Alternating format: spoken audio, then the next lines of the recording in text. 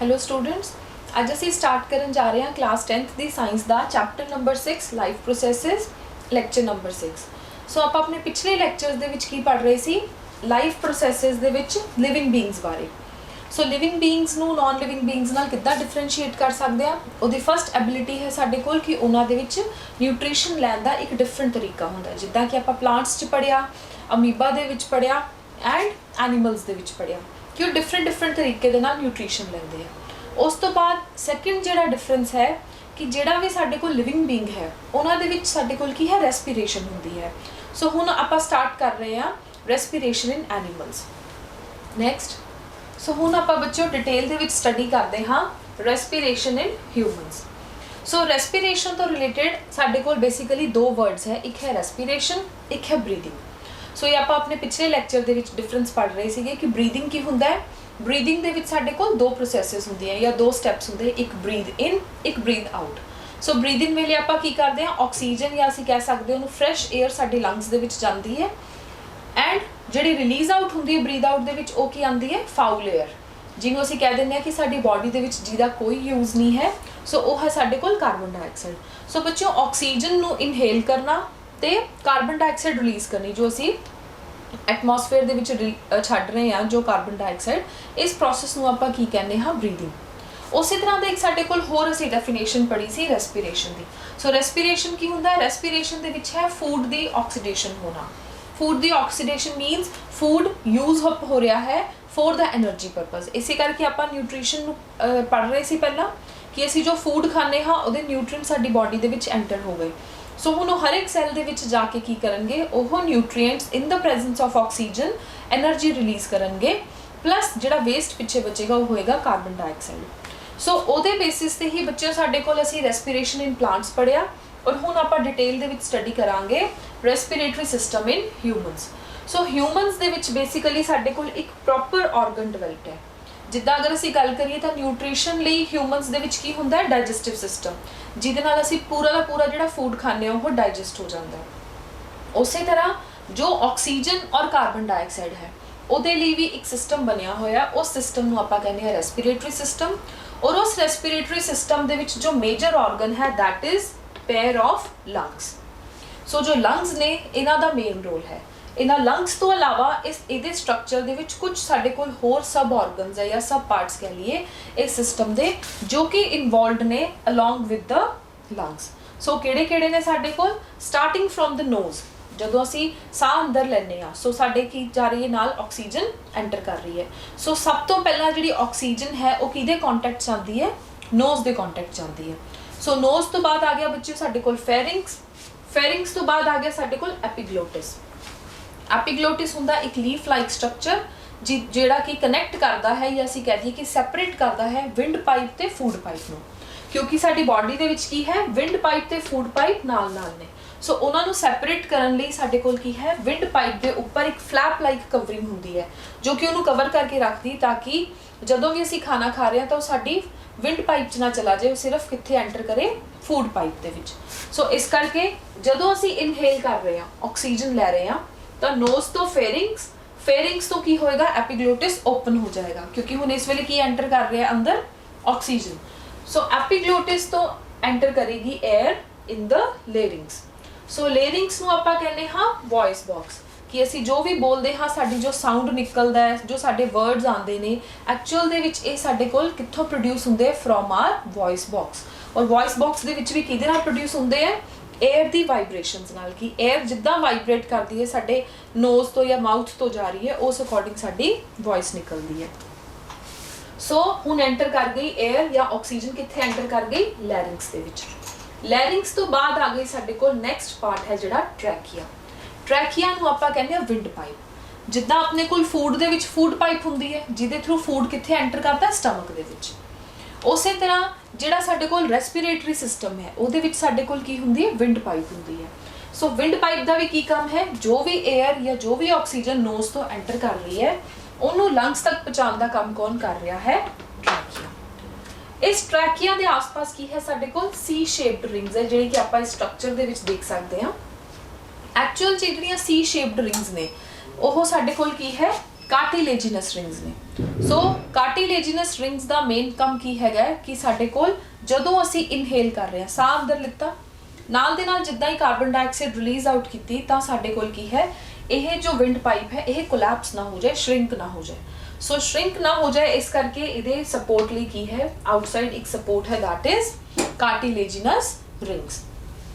ਇਹ ਟ੍ਰੈਕੀਆ ਫਰਦਰ ਬੱਚਿਓ ਸਾਡੇ ਕੋਲ ਡਿਵਾਈਡ ਹੁੰਦਾ ਹੈ, ਦੋ ਪਾਰਟਸ ਦੇ ਵਿੱਚ ਡਿਵਾਈਡ ਹੋ ਜਾਏਗਾ ਕਿਉਂਕਿ ਲੰਗਸ ਵੀ ਕੀ ਹੈ, ਸੈਪਰੇਟ ਨੇ, ਦੋ ਸੈਪਰੇਟ ਲੰਗਸ ਹੈ, ਇਸ ਕਰਕੇ ਵਿੰਡ ਪਾਈਪ ਵੀ ਸਾਡੇ ਕੋਲ ਦੋ ਦੇ ਵਿੱਚ ਡਿਵਾਈਡ ਹੋ ਜਾਏਗੀ। ਫਰਦਰ ਜਾ ਕੇ ਡਿਵੀਜ਼ਨ ਹੋ ਰਹੀ ਹੈ, ਇੱਕ ਐਂਟਰ ਕਰ ਜਾਏਗੀ ਲੈਫਟ ਲੰਗ ਦੇ ਵਿੱਚ ਔਰ ਇੱਕ ਐਂਟਰ ਕਰ ਜਾਏਗੀ ਰਾਈਟ ਲੰਗ ਦੇ ਵਿੱਚ। ਸੋ ਫਰਦਰ ਜੋ ਇਹ ਸਾਡੇ ਕੋਲ ਟ੍ਰੈਕੀਆ ਅੱਗੇ ਡਿਵਾਈਡ ਹੋ ਰਿਹਾ ਹੈ, ਇਸ ਬ੍ਰਾਂਚਡ ਫਾਰਮ ਨੂੰ ਆਪਾਂ ਕਹਿੰਦੇ ਹਾਂ ਬ੍ਰੋਂਕਾਈ। प्लूरल है दा ब्रोंकस और जो सॉरी सिंगुलर है दा ब्रोंकस और प्लूरल है दा ब्रोंकाई। सो ब्रोंकाई अगे फर्दर साडे कोल डिवाइड हो रही है, उहदे तो अगे छोटियां-छोटियां ब्रांचेस शाखा निकलदियां पईयां जिन्हां नूं असीं की कहने हां ब्रोंकियोल्स। और इन्हां ब्रोंकियोल्स दे एंड दे उपर साडे कोल टर्मिनल्स ते की प्रेजेंट है, एल्वियोलाई।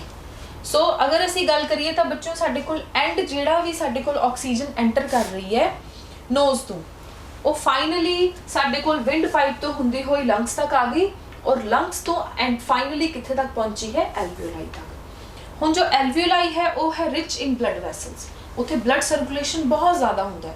ਸੋ ਅਗਰ ਜਿੰਨਾ ਜ਼ਿਆਦਾ ਬਲੱਡ ਸਰਕੂਲੇਸ਼ਨ ਹੋਏਗਾ ਮੀਨਸ ਬਲੱਡ ਦੀ ਮੂਵਮੈਂਟ ਹੋ ਰਹੀ ਹੈ, ਜਿੰਨੀ ਬਲੱਡ ਦੀ ਮੂਵਮੈਂਟ ਹੋ ਰਹੀ ਹੈ ਤਾਂ ਜੋ ਵੀ ਆਕਸੀਜਨ ਇੱਥੇ ਪ੍ਰੈਜ਼ੈਂਟ ਹੋਏਗਾ ਉਹ ਨਾਲ ਦੇ ਨਾਲ ਐਕਸਚੇਂਜ ਹੁੰਦਾ ਰਹੇਗਾ, ਐਂਟਰ ਕਰਦਾ ਰਹੇਗਾ ਬਲੱਡ ਦੇ ਵਿੱਚ ਔਰ ਬਲੱਡ ਤੋਂ ਕਿੱਥੇ ਜਾਏਗਾ, ਉਹ ਬਾਡੀ ਦੇ ਹਰ ਇੱਕ ਸੈਲਸ ਤੱਕ ਆਕਸੀਜਨ ਪਹੁੰਚੇਗਾ। ਉਸ ਤੋਂ ਇਲਾਵਾ ਬੱਚਿਓ ਇਸ ਸਟਰਕਚਰ ਦੇ ਵਿੱਚ ਸਾਡੇ ਕੋਲ ਇੱਕ ਇੰਪੋਰਟੈਂਟ ਚੀਜ਼ ਹੋਰ ਹੈ ਕਿ ਜੋ ਲੈਫਟ ਲੰਗ ਔਰ ਰਾਈਟ ਲੰਗ ਹੈ ਉਹਨਾਂ ਦਾ ਸਟਰਕਚਰ ਬਿਲਕੁਲ ਐਗਜ਼ੈਕਟ ਸੇਮ ਨਹੀਂ ਹੁੰਦਾ। ਰੀਜ਼ਨ ਇਹਦਾ ਕੀ ਹੈ, ਕਿਉਂਕਿ ਜੋ ਸਾਡੇ ਕੋਲ ਰਾਈਟ ਲੰਗ ਹੈ ਸੌਰੀ ਜੋ ਸਾਡੇ ਕੋਲ ਲੈਫਟ ਲੰਗ ਹੈ, ਲੈਫਟ ਲੰਗ ਦੇ ਵਿੱਚ ਸਾਡੇ ਕੋਲ ਕੀ ਹੈ, ਥੋੜਾ ਸਪੇਸ ਹੈ ਜੋ ਕਿ ਆਕੂਪਾਈ ਕੀਤਾ ਹੈ ਹਾਰਟ ਨੇ, ਕਿਉਂਕਿ ਜੋ ਲੰਗਸ ਹੈ ਉਹ ਕਿਹੜੇ ਰੀਜਨ 'ਚ ਲੋਕੇਟਡ ਹੁੰਦੇ, ਚੈਸਟ ਰੀਜਨ 'ਚ। ਸੋ ਉੱਥੇ ਸਾਡੇ ਕੋਲ ਹਾਰਟ ਵੀ ਪ੍ਰੈਜ਼ੈਂਟ ਹੁੰਦਾ ਹੈ। ਸੋ ਹਾਰਟ ਪ੍ਰੈਜ਼ੈਂਟ ਹੋਣ ਕਰਕੇ ਜਿਹੜਾ ਸਾਡੇ ਕੋਲ ਲੈਫਟ ਲੰਗ ਹੈ ਉਹ ਸਲਾਈਟਲੀ ਡਿਸਪਲੇਸਡ ਹੁੰਦਾ ਹੈ, ਮੀਨਸ ਕਿ ਆਪਣੀ ਜਗ੍ਹਾ ਤੋਂ ਹਲਕਾ ਆ ਥੋੜਾ ਜਿਹਾ ਉਹਨੇ ਜਿਹੜੀ ਏਰੀਆ ਹੈ ਉਹ ਕਿਨੇ ਆਕੂਪਾਈ ਕੀਤਾ ਹੋਇਆ, ਹਾਰਟ ਨੇ। ਸੋ ਆਪਣੀ ਜਗ੍ਹਾ ਤੋਂ ਥੋੜਾ ਜਿਹਾ ਹਟ ਕੇ ਹੁੰਦਾ ਹੈ। ਸੋ ਇਸ ਕਰਕੇ ਜਿਹੜਾ ਰਾਈਟ ਲੰਗ ਹੈ ਉਹ ਹਮੇਸ਼ਾ ਬੜਾ ਹੋਏਗਾ ਲੈਫਟ ਲੰਗ ਨਾਲੋਂ। ਸੋ ਇਹਦਾ ਤੁਹਾਨੂੰ ਰੀਜ਼ਨ ਪਤਾ ਲੱਗ ਗਿਆ ਕਿਉਂ ਸਾਡੇ ਕੋਲ ਲੈਫਟ ਲੰਗ ਹਲਕਾ ਛੋਟਾ ਹੁੰਦਾ ਹੈ, ਕਿਉਂਕਿ ਉਹਦਾ ਸਪੇਸ ਕਿਨੇ ਆਕੂਪਾਈ ਕੀਤਾ ਹੋਇਆ, ਹਾਰਟ ਨੇ। ਉਸ ਤੋਂ ਇਲਾਵਾ ਬੱਚਿਓ ਇਹਦੀ ਪ੍ਰੋਟੈਕਸ਼ਨ ਲਈ ਲੰਗਸ ਦੀ ਜਿੱਦਾਂ ਅਸੀਂ ਕਹਿ ਰਹੇ ਹਾਂ ਕਿ ਵਿੰਡ ਪਾਈਪ ਦੀ ਪ੍ਰੋਟੈਕਸ਼ਨ ਲਈ ਕਾਰਟਿਲੇਜਨਸ ਰਿੰਗਸ ਹੈ, ਉਸੇ ਤਰ੍ਹਾਂ ਜੋ ਲੰਗਸ ਹੈ, ਲੰਗਸ ਦੇ ਆਸ-ਪਾਸ ਵੀ ਸਾਡੇ ਕੋਲ ਕੀ ਹੈ, ਡਬਲ ਲੇਅਰਡ ਮੈਂਬਰੇਨ ਹੈ ਜਿਹਨੂੰ ਅਸੀਂ ਕੀ ਕਹਿੰਦੇ ਹਾਂ, ਪਲੂਰਲ ਮੈਂਬਰੇਨਸ, ਜੋ ਕਿ ਸਾਨੂੰ ਯੈਲੋ ਕਲਰ ਦੇ ਵਿੱਚ ਦਿਖ ਰਹੀਆਂ ਨੇ। ਇੱਕ ਬਾਹਰ ਵਾਲੀ ਹੈ ਆਊਟਰ ਮੈਂਬਰੇਨ, ਅੰਦਰ ਵਾਲੀ ਹੈ ਸਾਡੇ ਕੋਲ ਇਨਰ ਮੈਂਬਰੇਨ ਔਰ ਇਸ ਪਲੂਰਲ ਮੈਂਬਰੇਨ ਦੇ ਵਿੱਚ ਵੀ ਫਲੂਇਡ ਭਰਿਆ ਹੋਇਆ। ਸੋ ਉਸ ਫਲੂਇਡ ਨੂੰ ਵੀ ਆਪਾਂ ਕੀ ਕਵਾਂਗੇ, ਪਲੂਰਲ ਫਲੂਇਡ। ਪਲੂਰਲ ਮੈਂਬਰੇਨਸ ਦੇ ਵਿੱਚ ਫਲੂਇਡ ਕਿਹੜਾ ਹੋਇਆ, ਪਲੂਰਲ ਫਲੂਇਡ। ਸੋ ਇਹਦਾ ਫੰਕਸ਼ਨ ਕੀ ਹੈ ਸਾਡੇ ਕੋਲ ਪਲੂਰਲ ਫਲੂਇਡ ਦਾ, ਕਿ ਲੰਗਸ ਜਿੱਦਾਂ ਹੀ ਅਸੀਂ ਆਕਸੀਜਨ ਲਿੱਤੀ ਤਾਂ ਇਹ ਲੰਗਸ ਕੀ ਹੋ ਗਏ, ਪੂਰੇ ਦੇ ਪੂਰੇ ਇਹਨਾਂ ਨੇ ਆਕਸੀਜਨ ਨੂੰ ਕੈਰੀ ਆਊਟ ਕਰ ਰਿਹਾ। ਸੋ ਇਹਨਾਂ ਦਾ ਸਾਈਜ਼ ਵੱਧ ਜਾਏਗਾ। ਜਿੱਦਾਂ ਹੀ ਇਹਨਾਂ ਨੇ ਐਕਸੇਲ ਆਊਟ ਕੀਤਾ ਕਿ ਅਸੀਂ ਕਾਰਬਨ ਡਾਈਆਕਸਾਈਡ ਕੱਢ ਰਹੇ ਹਾਂ ਤਾਂ ਨਾਲ ਦੇ ਨਾਲ ਹੀ ਲੰਗਸ ਸ਼੍ਰਿੰਕ ਨਾ ਹੋ ਜਾਣ, ਇਸ ਕਰਕੇ ਪਲੂਰਲ ਮੈਂਬਰੇਨ ਔਰ ਪਲੂਰਲ ਫਲੂਇਡ ਦਾ ਰੋਲ ਜੋ ਹੈ ਉੱਥੇ ਆਉਂਦਾ ਹੈ। ਔਰ ਲਾਸਟ ਸਾਡੇ ਕੋਲ ਕੀ ਹੈ ਇਹਦੇ ਵਿੱਚ, ਇਸ ਪਾਰਟ ਦੇ ਵਿੱਚ ਸਾਡੇ ਕੋਲ ਇੱਕ ਐਡੀਸ਼ਨਲ ਹੈ, ਦੈਟ ਇਜ਼ ਡਾਇਆਫ੍ਰਾਮ। ਡਾਇਆਫ੍ਰਾਮ ਲੰਗਸ ਨੂੰ ਨੀਚੇੋਂ ਸਪੋਰਟ ਕਰਦਾ ਹੈ, ਉੱਪਰੋਂ ਸਪੋਰਟ ਹੈ ਵਿੰਡ ਪਾਈਪ ਦੀ, ਸਾਈਡ ਤੋਂ ਸਪੋਰਟ ਹੈ ਸਾਡੇ ਕੋਲ ਪਲੂਰਲ ਮੈਂਬਰੇਨਸ ਦੀ, ਫਰੰਟ ਸਪੋਰਟ ਹੈ ਇਹਦੇ ਵਿੱਚ ਰਿਬ ਕੇਜ ਦੀ, ਕਿ ਲੰਗਸ ਸਾਡੇ ਕੋਲ ਕਿਹਦੇ ਵਿੱਚ ਐਡਜਸਟ ਹੁੰਦੇ ਆ, ਰਿਬ ਕੇजेस ਦੇ ਵਿੱਚ ਐਡਜਸਟ ਹੈ। ਔਰ ਬਿਲੋ ਤੋਂ ਸਪੋਰਟ ਹੈ ਡਾਇਆਫ੍ਰਾਮ ਦੀ। ਸੋ ਡਾਇਆਫ੍ਰਾਮ ਦਾ along with the support main role ਹੈ ਕਿ ਜਦੋਂ ਵੀ ਅਸੀਂ ਆਕਸੀਜਨ ਲੈ ਰਹੇ ਹਾਂ, ਰਿਲੀਜ਼ ਆਊਟ ਕਰ ਰਹੇ ਹਾਂ, ਸੋ ਇਹਦੀ ਮੂਵਮੈਂਟ ਦੇ ਨਾਲ ਹੀ ਸਾਡੇ ਕੋਲ ਕੀ ਹੈ, ਕੈਪੈਸਿਟੀ ਬਣਦੀ ਹੈ ਤਾਂ ਕਿ ਅਸੀਂ ਗੈਸ ਨੂੰ ਜੋ ਵੋਲਿਊਮ ਹੈ ਉਹਦਾ ਉਹ ਐਡਜਸਟ ਹੋ ਜਾਏ ਇਨ ਦ ਲੰਗਸ। ਸੋ ਹੁਣ ਬੱਚਿਓ ਆਪਾਂ ਇਹਦੇ ਪਾਰਟਸ ਤੋਂ ਨੈਕਸਟ ਸਲਾਈਡ ਤੋਂ ਸਟੱਡੀ ਕਰਨਾ ਸਟਾਰਟ ਕਰਦੇ ਹਾਂ ਕਿ ਰੈਸਪੀਰੇਸ਼ਨ ਸਿਸਟਮ ਇਨ ਹਿਊਮਨਸ। ਸੋ ਹੁਣ ਬੱਚਿਓ ਆਪਾਂ ਦੇਖਦੇ ਹਾਂ ਕਿ ਫੰਕਸ਼ਨਸ ਆਫ ਜੋ ਸਾਡੇ ਕੋਲ ਰੈਸਪੀਰੇਟਰੀ ਸਿਸਟਮ ਦੇ ਵਿੱਚ ਜਿਹੜੇ ਡਿਫਰੈਂਟ ਪਾਰਟਸ ਹੈ ਉਹਨਾਂ ਦੇ ਕੀ ਫੰਕਸ਼ਨਸ ਹੈ। ਸੋ ਸਭ ਤੋਂ ਪਹਿਲਾਂ ਆ ਗਿਆ ਨੋਜ਼ ਤੇ ਮਾਊਥ, ਜਿਹੜੇ ਕਿ ਸਾਡੇ ਕੋਲ ਐਂਟਰੀ ਪੁਆਇੰਟਸ ਹੈ ਕਿ ਨੋਜ਼ ਤੋਂ ਵੀ ਸਾਡੇ ਕੋਲ ਜਿਹੜਾ ਸਾਹ ਹੈ ਉਹ ਆਪਾਂ ਲੈ ਸਕਦੇ ਹਾਂ, ਆਕਸੀਜਨ ਜਾਏਗੀ ਨਾਲ, ਪਲੱਸ ਮਾਊਥ ਤੋਂ ਵੀ ਜਾਏਗੀ। ਫਰਕ ਸਿਰਫ ਇਹ ਹੋਏਗਾ ਕਿ ਜੋ ਮਾਊਥ ਤੋਂ ਜਾਏਗੀ ਉਹ ਅਨਫਿਲਟਰਡ ਹੋਏਗੀ, ਜਿਹੜੀ ਨੋਜ਼ ਤੋਂ ਜਾਏਗੀ ਉਹ ਸਾਡੇ ਕੋਲ ਫਿਲਟਰ ਹੋਏਗੀ। ਰੀਜ਼ਨ ਕੀ ਹੈ ਇਹਦਾ, ਕਿਉਂਕਿ ਨੋਜ਼ ਦੇ ਵਿੱਚ ਸਾਡੇ ਕੀ ਹੁੰਦੇ, ਨੋਜ਼ ਹੇਅਰਸ ਹੁੰਦੇ ਆ। ਸੋ ਨੋਜ਼ ਹੇਅਰਸ ਕੀ ਕਰਦੇ ਨੇ, ਉਹਨਾਂ ਦਾ ਰੋਲ ਹੁੰਦਾ ਹੈ कि साडे कोल डस्ट पार्टिकल्स नूं ट्रैप कर लेंदे, जिहड़ी भी मिट्टी या साडे कोल कोई इदां दे बैक्टीरिया ने तो उन्हां नूं ट्रैप कर लेंदे ने इन द नोज हेयर्स। इस करके जो अगे नोज दे विच एंटर करेगी वो किहड़ी एयर एंटर करेगी साडे कोल फिल्टर्ड एयर। सो बेसिकली अगर आपां गल करिए तो साडे कोल दो एंट्री पॉइंट्स है, एक है नोज और एक है साडे कोल माउथ। उस तो बाद आ गया बच्चों जदों साडे कोल एयर एंटर कर गई तो नोज वाली एयर भी कित्थे एंटर करेगी फेरिंग्स दे विच, और माउथ वाली एयर भी कित्थे एंटर करेगी फेरिंग्स दे विच। सो फेरिंग्स बच्चों एक साडे कोल इदां दा एक कॉमन ओपनिंग है जो नोज ते माउथ नूं अगे जाके जॉइन करती है। सो ये कॉमन ओपनिंग एक्चुअल की है नोज दी कॉमन ओपनिंग भी जो अगे जाके लिंक होकर डिवाइड हो जाएगी विंड पाइप च, और माउथ तो भी जिहड़ा फूड है वो पहला फेरिंग्स च हुंदा फूड पाइप च जाएगा। सो इसे करके की है ये साडे कोल एक कॉमन ओपनिंग है जिन्हों असीं की कहने हाँ फेरिंग्स। इहदा आपां नॉर्मली वेख्या भी होना कि अगर आपां कोई भी दवाई है जो कि आपां नक दे विच पा रहे हैं तो जनरली साडे की हुंदी है माउथ दे विच भी आन लग जाती। सो रीजन इहदा की है कि दोनों दी एक कॉमन ओपनिंग है जिन्हों असीं की कहने हाँ फेरिंग्स, जो कि डिवाइडेड नहीं है। सो जदों साडे कोल एयर एंटर कीती नोज तो और ईदर माउथ तो हुण वो कित्थे आ गई साडे कोल फेरिंग्स दे विच आ गई। सो फेरिंग्स तो आने तो बाद नैक्सट एयर एंटर करेगी साडे कोल विंड पाइप दे विच, और विंड पाइप च एंटर करन तो पहला एक लीफ लाइक स्ट्रक्चर आती है जिन्हों असीं की कहने हाँ एपीग्लोटिस। सो एपीग्लोटिस दा आपां जो है उहदी इंपॉर्टेंस आपां पढ़ चुके हैं, जान चुके हैं कि एपीग्लोटिस दा की फंक्शन है। यही एक्चुअल दे विच सैपरेट करता है विंड पाइप नूं फूड पाइप नालों।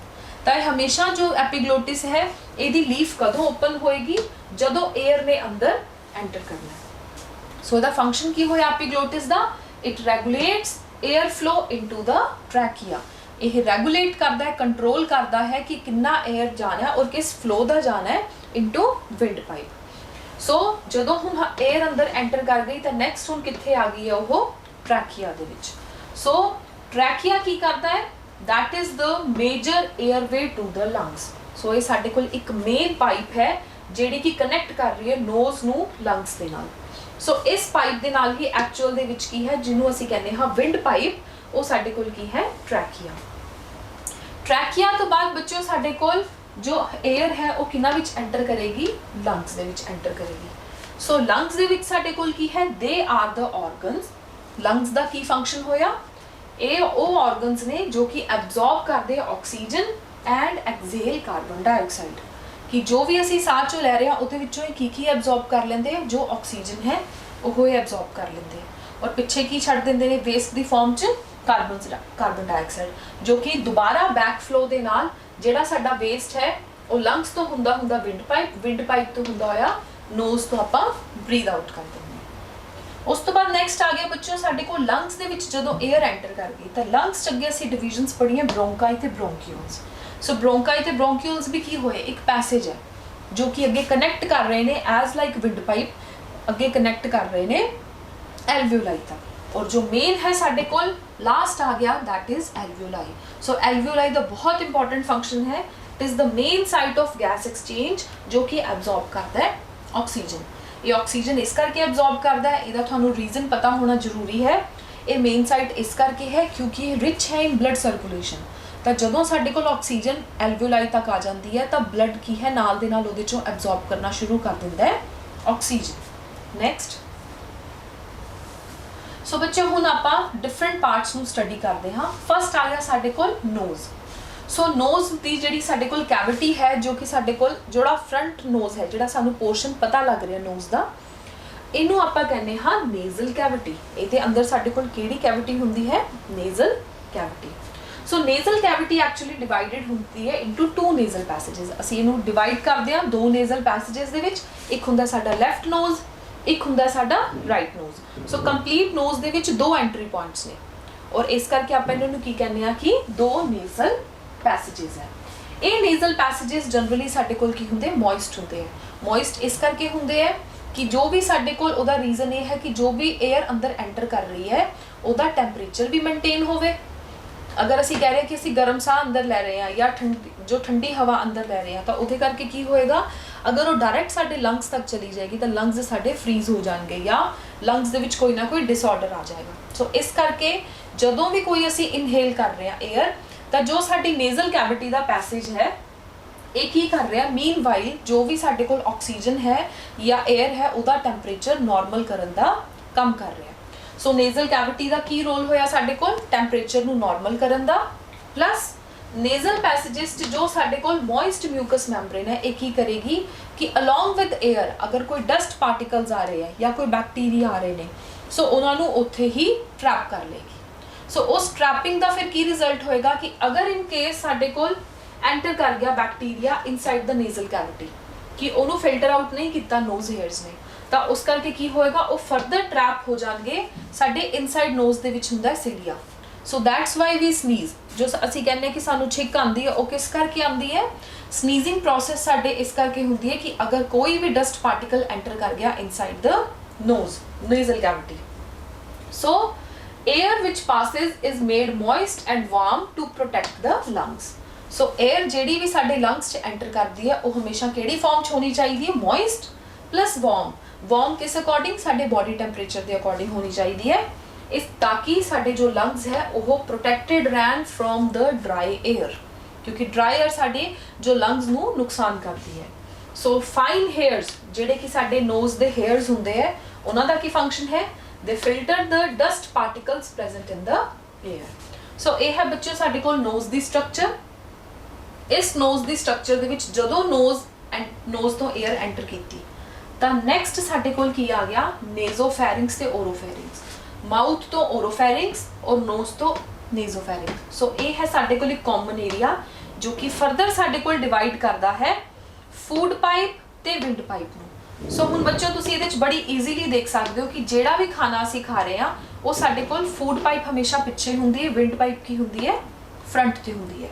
ਔਰ ਵਿੰਡ ਪਾਈਪ ਕਿਹਦੇ ਨਾਲ ਕਵਰਡ ਹੈ, ਸਾਡੇ ਕੋਲ ਇੱਕ ਲੀਫ ਲਾਈਕ ਪ੍ਰੋਜੈਕਸ਼ਨ ਦੇ ਨਾਲ, ਜਿਹਨੂੰ ਅਸੀਂ ਕੀ ਕਹਿੰਦੇ ਹਾਂ, ਐਪੀਗਲੋਟਿਸ। ਸੋ ਇਸ ਤਰ੍ਹਾਂ ਸੈਗਰੀਗੇਸ਼ਨ ਹੁੰਦੀ ਹੈ ਸਾਡੇ ਕੋਲ ਫੂਡ ਤੇ 에ਅਰ ਦੀ।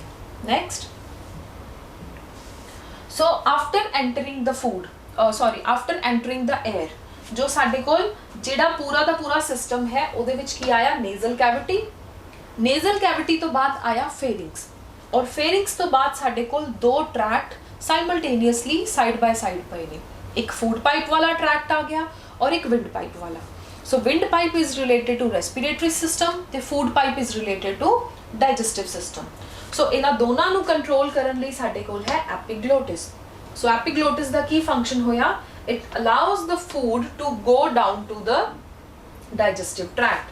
ਸੋ ਇਹ ਸਾਡੇ ਕੋਲ ਅਗਰ ਤਾਂ ਫੂਡ ਹੋਏਗਾ ਤਾਂ ਉਹ ਕਿੱਥੇ ਅਲਾਉ ਕਰੇਗਾ ਉਹਨੂੰ ਜਾਣ ਦੇ ਵਿੱਚ, ਫੂਡ ਪਾਈਪ 'ਚ ਐਂਟਰ ਕਰ ਜਾਏ। ਮੀਨਵਾਈਲ ਇਹ ਕੀ ਕਰੇਗਾ, ਵਿੰਡ ਪਾਈਪ ਨੂੰ ਬੰਦ ਰੱਖੇਗਾ। ਜਿਵੇਂ ਹੀ 에ਅਰ ਆਈ ਤਾਂ ਇਹ ਕੀ ਕਰੇਗਾ, open up so that air enters down the trachea. So epiglottis ਕੀ ਕਰੇਗਾ, ਜਿੱਦਾਂ ਹੀ ਸਾਡੇ ਕੋਲ 에ਅਰ ਆਈ ਤਾਂ ਉਹਨੇ ਨਾਲ ਦੇ ਨਾਲ ਓਪਨ ਹੋ ਜਾਣਾ ਹੈ ਤਾਂ ਕਿ ਸਾਡੇ ਕੋਲ 에ਅਰ ਕੀ ਹੋ ਜਾਏਗੀ, ਐਂਟਰ ਕਰ ਜਾਏਗੀ। ਸੋ ਇਹ ਬੱਚਿਓ ਆਪਾਂ ਬੜੀ ਈਜ਼ੀਲੀ ਦੇਖ ਸਕਦੇ ਕਿ ਇੱਥੇ ਸਾਡੇ ਕੋਲ ਕੀ ਹੈ, ਫੂਡ ਐਂਟਰ ਕਰ ਰਿਹਾ ਹੈ ਤਾਂ ਐਪੀਗਲੋਟਿਸ ਬੰਦ ਹੈ।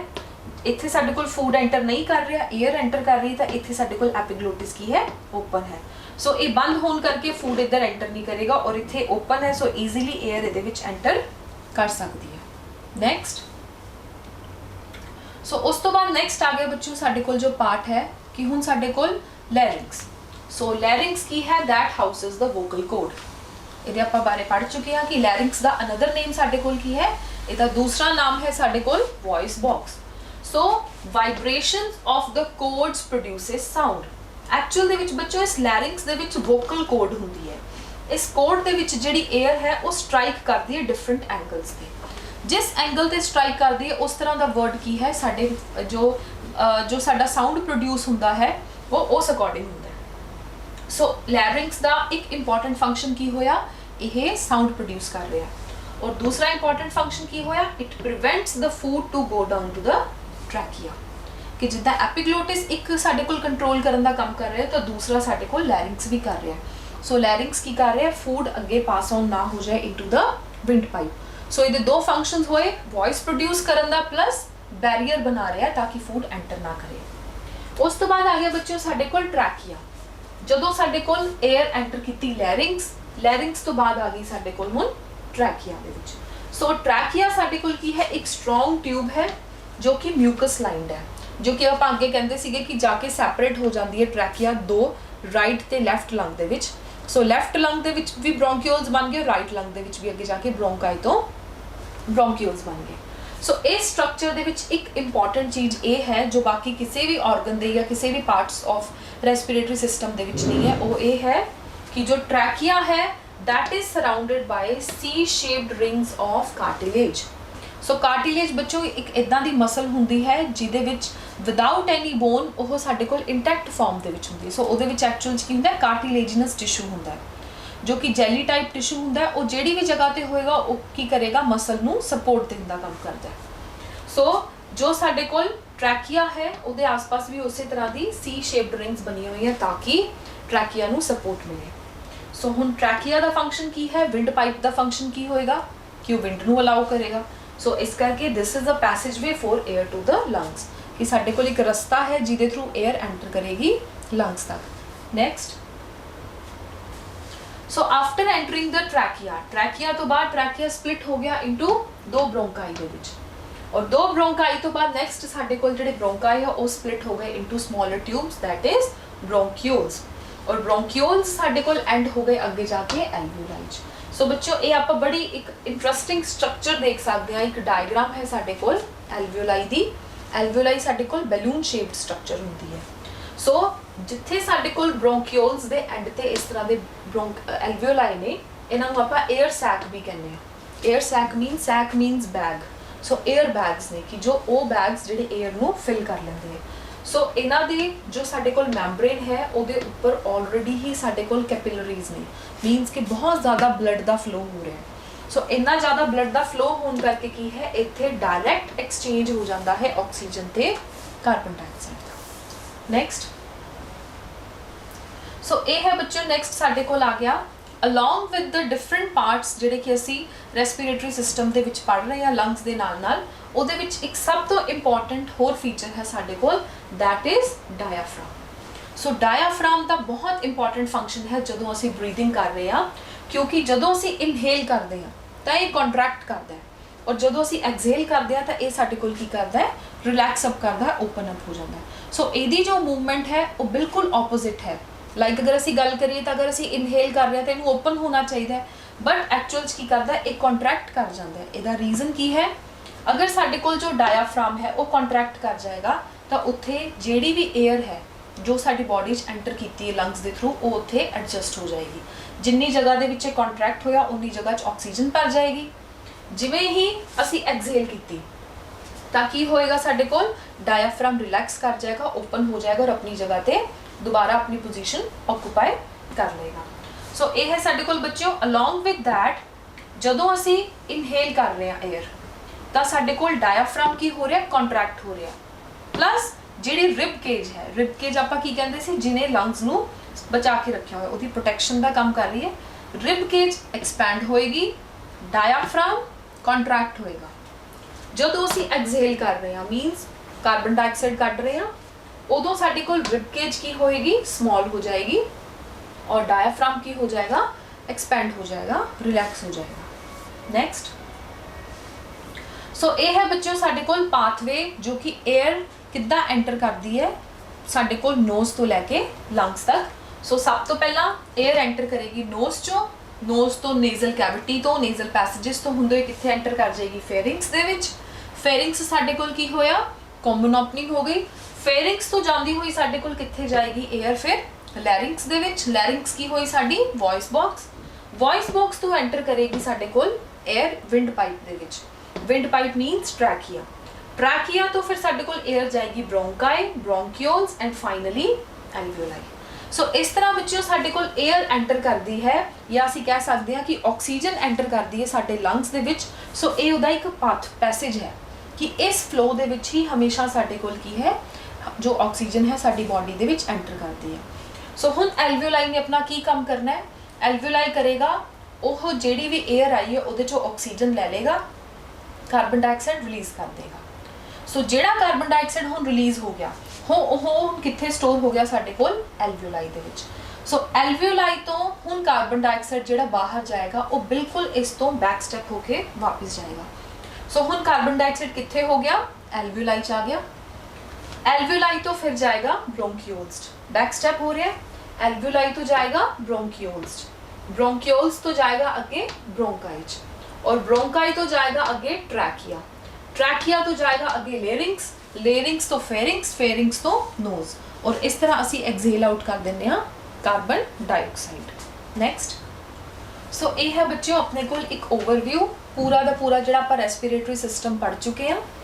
इस रेस्पिरेटरी सिस्टम दे विच सिमिलरली जिदा ही साडे कोल डायाफ्राम कॉन्ट्रैक्ट कर रहा है, चेस्ट की हो रही है एक्सपैंड कर रही है, एंड साडे कोल जिदा ही असी एक्सहेल कर रहे हैं कार्बन डाइऑक्साइड रिलीज कर रहे हैं तो साडे कोल की है डायाफ्राम अगर रिलैक्स कर रहे हैं तो चेस्ट की हो रही है कॉन्ट्रैक्ट हो रही है। सो हुण नैक्सट स्लाइड तो आप देखांगे कि किस तरह साडे कोल मूवमेंट हुंदी है पूरे दे पूरे रेस्पिरेटरी सिस्टम दी। सो इस तरह साडे कोल बच्चों मूवमेंट हुंदी है कि लाइक जदों एयर अंदर एंटर कर रही है तो उस वेले की होएगा साडे कोल डायाफ्राम कॉन्ट्रैक्ट हो जाएगा, और जदों रिलीज आउट कर रही है तो डायाफ्राम साडे कोल की हो जाएगा रिलैक्स हो जाएगा। सो एक ऑपोजिट साडे कोल काम चलता है कि जदों असी एयर लित्ती डायाफ्राम इकट्ठा हो गया कॉन्ट्रैक्ट हो गया, और जिहड़ी जगह उन्हें डिस्प्लेस की छड़ दी पिछे उत्थे की भर जाएगी ऑक्सीजन भर जाएगी। सो मीनवाइल एल्वियोलाई की करेगा ऑक्सीजन नूं लैके कार्बन डाइऑक्साइड छड़ देगा, जिद्दां ही कार्बन डाइऑक्साइड एल्वियोलाई दे विच आ गए तो असी की करांगे उन्होंने एक्सहेल करांगे, जिद्दां ही असी उन्होंने ब्रीद आउट किया तो हुण की होया साडे कोल जिहड़ा ऑक्यूपाइड एयर दी जगह सी वो हुण बाहर जा रही है। सो बाहर जाने वेले की होएगा हुण मीनवाइल पिछे साडे कोल स्पेस रह गया, सो डायफ्राम अपनी जगह ते दोबारा आ जाएगा, इस करके डायफ्राम की हो जाएगा ओपन अप हो जाएगा। सो ये सी बच्चों अपना रेस्पिरेटरी सिस्टम इन ह्यूमनस जिहदी आपां डिटेल स्टडी की, डिफरेंट पार्ट्स पढ़े कित्थे कित्थे वो लोकेटेड है, उन्हां दे की फंक्शनस है। सो हुण आपां नैक्सट स्लाइड तो पढ़न जा रहे हैं कि रेस्पिरेशन तो रिलेटेड डिसऑर्डर्स की होंदे है। सो मेन जिहड़े साडे कोल डिसऑर्डर्स है उहदे चों सब तो प्रिवेलेंट जिहड़ा रेस्पिरेशन तो रिलेटेड डिसऑर्डर है that is asthma. So asthma सानू जनरली पता है कि जिहदे विच साडे कोल इनसफिशिएंसी ऑफ ऑक्सीजन हो जाती है बॉडी दे विच, और वो बॉडी दे विच जिहड़ी इनसफिशिएंसी हो जाती है उहदा एक्चुअल च रीजन की है, क्योंकि हुण आपां सारे पार्ट्स बारे जान चुके हैं कि लंग्स दे विच किहड़े-किहड़े पार्ट्स होंदे हैं। सो आपां ये पढ़िया कि जिहड़ा साडे कोल विंड पाइप आ रही है, विंड पाइप अगे आके साडे कोल की हो जाती है दो दे विच डिवाइड हो जाती है, वो हुंदे साडे कोल ब्रोंकाई, और ब्रोंकाई अगे साडे कोल किहदे विच डिवाइड हो रहे अगे उहदियां जड़ां बन रही हैं या असीं कह दईए ब्रांचेस बन रही ने ब्रोंकियोल्स दे विच। सो वो जिहड़े ब्रोंकियोल्स ने बच्चों उन्हां दा अगर आपां गल करिए तो डायामीट्रिकली इस तरह साडे कोल स्ट्रक्चर हुंदी है कि वो ट्यूब लाइक स्ट्रक्चर है जिहदे विचों बड़ी ईजीली एयर पास हुंदी रहेगी। सो इहदा एक फिक्स्ड डायामीटर है जो कि एक नॉर्मल ब्रोंकाई है। पर अगर असी गल करिए अस्थमा, सो अस्थमा दे विच की हुंदा है, अस्थमा दे विच इन्फ्लामेशन हो जाती है ब्रोंकियोल्स दी। सो ब्रोंकियोल्स दी इन्फ्लामेशन का होने करके की होएगा, अगर असी इत्थे गल करिए डायामीटर तो असी बड़ी ईजीली विजुअली कंपेयर कर सकते हैं असी इन्हां दोनों स्ट्रक्चर नूं, तां इहदे विच साडे कोल जो डायामीटर है वो इहदे विच 1/3 रह गया। सो इहदे विच जो ओपनिंग है जिहदे विचों एयर पास हो सकती हवा जा सकती है वो कितनी रह गई, सिर्फ और सिर्फ 1/3 रह गई। सो इहदे करके की होएगा कि बॉडी दे विच जिन्नी ऑक्सीजन की मात्रा है वो 1/3 पहुँचेगी। सो उस करके बॉडी दे विच हमेशा की प्रॉब्लम रहेगी, इनसफिशिएंट रहेगी ऑक्सीजन। सो इसे करके जो अस्थमा पेशेंट्स नूं आपां की कह दिंदे आ कि उन्हां लई पंप्स या वो प्रोवाइड किए जाते ताकि वो माउथ के थ्रू बाकी दी ऑक्सीजन लै सकन। सो अस्थमा प्रॉब्लम बेसिकली किस तो होंदी है, that is due to the inflammation of bronchioles. So inflammation की हुंदा है स्वैलिंग। सो स्वैलिंग होने करके की होएगा साडे कोल डायामीटर नैरो हो जाएगा, डायामीटर नैरो होने करके की होएगा जो एयर है वो अपने फ्लो रेट तो घट जाएगी। नेक्स्ट सो नेक्स्ट है बच्चों साडे कोल जो रेस्पिरेटरी डिसऑर्डर है वो है साडे कोल एम्फीसीमा। सो एम्फीसीमा एक आजकल दी एक प्रिवेलेंट डिजीज आ रही है नेक्स्ट टू द अस्थमा। सो ये बेसिकली हुंदी है, इधर रीजन की है कि क्यों हुंदी emphysema, that is due to the smoking. So इहदे विच साडे कोल बच्चों की हुंदा है जो इहदा एयरवे है वो साडे कोल पूरा दा पूरा डैमेज हो जाता है, और बेसिकली की डैमेज हुंदा है एल्वियोलाई। सो आपां हुण पढ़ चुके हैं पूरा दा पूरा रेस्पिरेटरी सिस्टम। आपां ये भी जान लिया कि एक्चुअल दे विच जिहड़ी ऑक्सीजन कार्बन डाइऑक्साइड एक्सचेंज करन लई मेन साइट है वो साडे कोल की है एल्वियोलाई। सो अगर एल्वियोलाई ही साडे कोल डैमेज हो जाएगी तो की होएगा कि अगर बॉडी दे विच ऑक्सीजन जा भी रही है तो साडे हर एक बॉडी सैल दे विच नहीं पहुंच पाएगी, क्योंकि जो साडे एल्वियोलाई ने वो की हो रहे ने डैमेज हो रहे हैं। सो एम्फीसीमा साडे कोल की प्रॉब्लम है, that is airway gate damage, पूरी दी पूरी जिहड़ा पैसेज है वो डैमेज हो जाएगा। So hard will be for the air to move in and move out. So इस करके जो प्रॉपर साह लैन का जो तरीका है उहदे विच की है प्रॉब्लम आ जाएगी। सो ये किस तरह के सिम्पटम्स होंगे हैं जो पेशेंट्स होंगे लाइक कफ विद म्यूकस, कि कफिंग उन्होंने विच ज़्यादा होंगी, कफ फॉर्मेशन होंगी है, फैटीग थकावट रहिंदी है, एंड सब तो मेन जिहड़ा सिम्पटम है that is trouble breathing. So breathing लैन दे विच ट्रबल रहिंदी है क्योंकि उन्होंने जो एल्वुलाई है वही प्रॉपर फंक्शन नहीं कर रहा, उन्होंने विच की है डीफ्लेमेशन हो रही है, उन्होंने स्ट्रक्चर इंटैक्ट नहीं रह पाए। सो ये सी बच्चों साडे रेस्पिरेटरी डिसऑर्डर्स। इस तो रिलेटेड आपां अपने लैक्चर दे विच इस करके इंक्लूड किया कि जो असीं रेस्पिरेटरी सिस्टम पढ़ रहे हैं उस तो रिलेटेड उहदियां साडे कोल डिसऑर्डर्स की होंदे हैं। सो हुण आपां नैक्सट स्लाइड तो डिस्कस करते हैं अगे कुछ इस तो रिलेटेड साडे कोल की है क्वेश्चंस। सो आपां अपने पिछले लैक्चर च बच्चों पढ़ रहे सी लाइक रेस्पिरेटरी क्वेश्चन। सो रेस्पिरेटरी क्वेश्चन साडे कोल की हुंदा है, इहदी साडे कोल असी पढ़िया सीगा कि कितनी अमाउंट ऑफ कार्बन डाइऑक्साइड असी रिलीज कर रहे हैं और कितनी ऑक्सीजन असी साडी बॉडी है जो लै रही है। सो इहदा करेक्ट फार्मूला दे विच साडे कोल की आएगा दैट इज CO2/O2, मीनस कि कितनी ऑक्सीजन साडी बॉडी लै रही है और कितनी कार्बन डाइऑक्साइड वो रिलीज आउट हो रही है। नैक्सट क्वेश्चन आंदा है बच्चों साडे कोल, what is the purpose of little hairs inside the nose, कि जो साडी नोज दे विच नोज हेयर्स हुंदे आ उन्हां दा की पर्पज है। उन्हां दा पर्पज आपां पढ़ ही चुके हैं कि वो डस्ट नूं या डस्ट पार्टिकल्स नूं दूर रखते ताकि वो साडे लंग्स च एंटर ना कर जाए। सो टू फाइट अगेंस्ट डिजीज नहीं, क्योंकि डिजीज तो रिलेटेड तो कोई गल ही नहीं हो रही इत्थे। They serve no purpose, but actual असीं पढ़िया कि they serve purpose. Third option आंदी है to keep dust out of the lungs. So ये करेक्ट ऑप्शन है, थर्ड ऑप्शन यदि करेक्ट है कि लिटिल हेयर्स का की फंक्शन है कि वो जी डस्ट है वो लंग्स तो बाहर रखते हैं। नैक्सट सो नैक्सट क्वेश्चन बच्चे अपने आप डिस्कस करते हैं, name the various parts of the respiratory tract. So I hope कि थानू हुणे ये लर्न हो गया होना समहाउ कि साडे कोल किहड़ा ट्रैक्ट है जिहदे थ्रू साडे कोल पूरी दे पूरा जिहड़ा एयर है वो पास होंदी है। सो हमेशा ये ध्यान रखना है कि जदों भी असीं रेस्पिरेटरी सिस्टम दे विच मैंशन कर रहे हैं तो उन्होंने हमेशा एक सीक्वेंस दे विच लिखिए, क्योंकि हमेशा जो भी चाहे वो फूड एंटर कर रहा है, चाहे वो ब्लड मूव कर रहा है, चाहे वो साडे कोल एयर जा रही है, वो हमेशा की जाती एक सीक्वेंस दे विच जाती है।